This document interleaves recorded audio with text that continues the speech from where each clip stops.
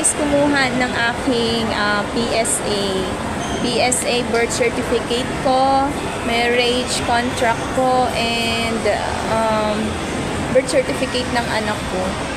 So magkano ba guys? 155 each. Yung nabayaran ko doon is 465. So ayun guys, ang ganda na ng ano ngayon guys, PSA. Ayun guys, sa likod ko nakita mo yan. Ayan. Ang laki guys. Ayan, hanggang doon oh. Oh, see?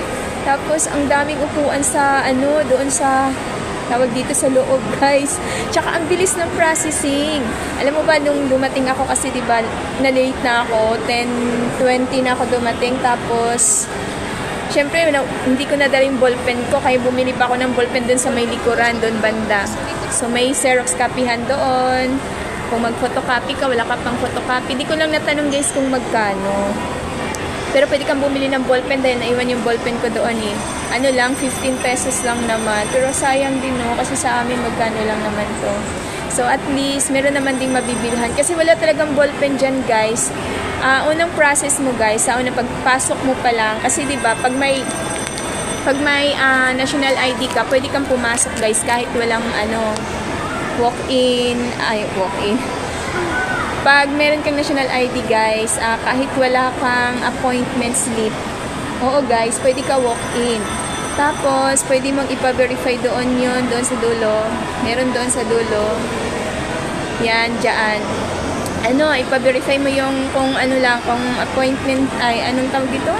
National ID slip, diba? Kung wala ka pang ID, pwede mong i-verify doon.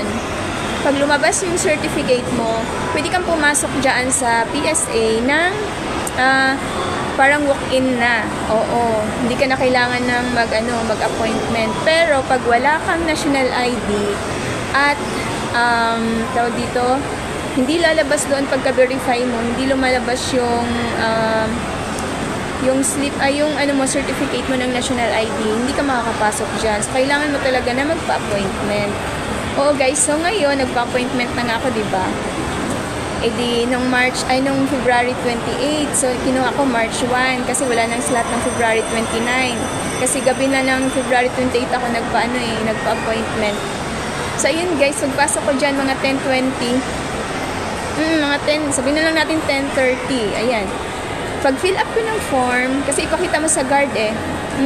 Pagkapakita mo sa guard ng slip mo, yung appointment slip, kasi wala pa nga akong national ID. So, pagkapasok ko dyan sa pinakita ko na agad yung appointment slip ko, tapos titingnan yung oras mo doon kung anong oras ka talaga. Tapos, pagka-fill up mo ng form,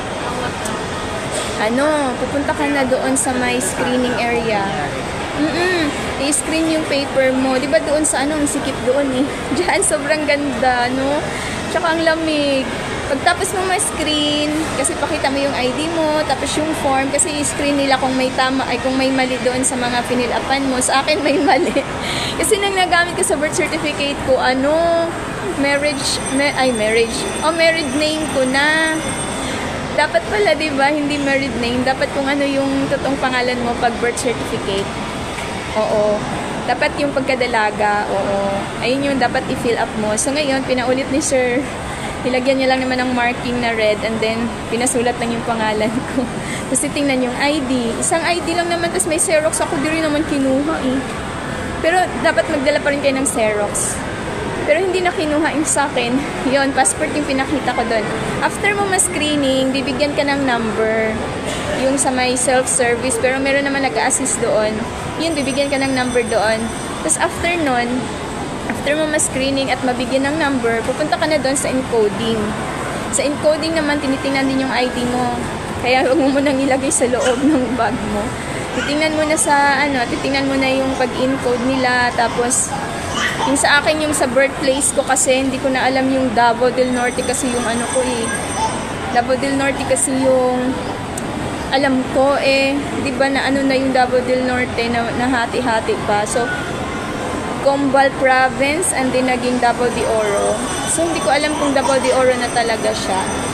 So, yun lang. Sabi naman ng na ilalagay ko lang Davao del Norte. Tapos ngayon, afternoon, encode. Doon ka na agad sa guys, sa releasing. Ang bilis talaga, sobra. Oo. Tapos nasa releasing ka na. Titingnan mo muna sa King yung sa monitor, kayong monitor, yung number mo. Kapag nandun na yung number mo sa sa monitor, tsaka ka lang pipila doon sa yung mga releasing na talaga, oo. Pero doon pa rin kayo sa releasing, sa may bandang likod-likod lang unti, doon sa yung mga siniserve talaga. So pag nalagay na yun sa monitor yung mo, yung number mo, doon ka na, uupo ka na sa unahan. Oo guys, ang bilis. Tapos, pagkaupo mo doon, maya-maya. Hindi ka tulad doon sa kabila, no? Kasi, di ba pag mo doon, medyo matagal-tagal din talaga magantay doon. Diyan, ang bilis lang, guys. Wala din kasi tagaan ng tao pa eh. Hindi ka tulad doon, di ba, sa kabila punong-punuan. Oo guys, ang bilis lang talaga. So, may bago na pala yung guys. Yung ating... Pakita ko guys, yung ating birth certificate may barcode na pala. Isa na ba yun ang tagal makuha? Ayan oh. O diba? Pati lahat guys, pati yung marriage contract, may barcode na.